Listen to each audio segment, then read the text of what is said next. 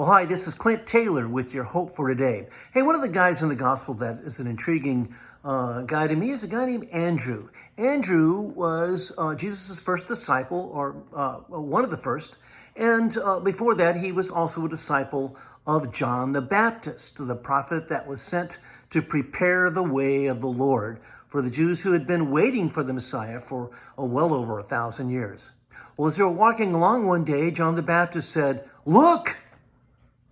Behold, the Lamb of God that takes away the sin of the world," indicating that he just saw the Messiah. So what did Andrew do? Made a beeline straight to Jesus, went and found him, had another disciple with him, and said, Jesus asked him, "What do you want? What do you want?" Well, Andrew answered with another question of his own and asks, "Rabbi, show us where you're staying." And Jesus rewarded his boldness and said, "Come with me and I'll show you."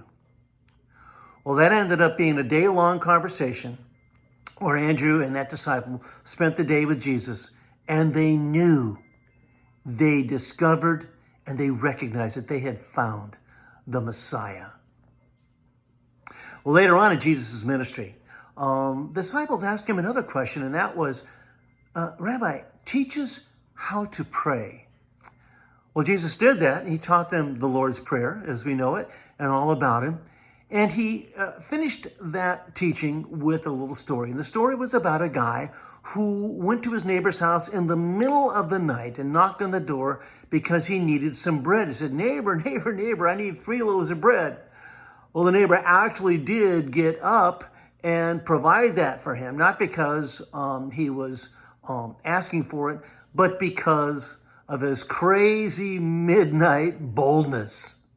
And Jesus had a very famous saying that he again ended that story with, and he said, "Ask, and it shall be given to you. Seek, and you'll find it. Knock, and the door will be open to you."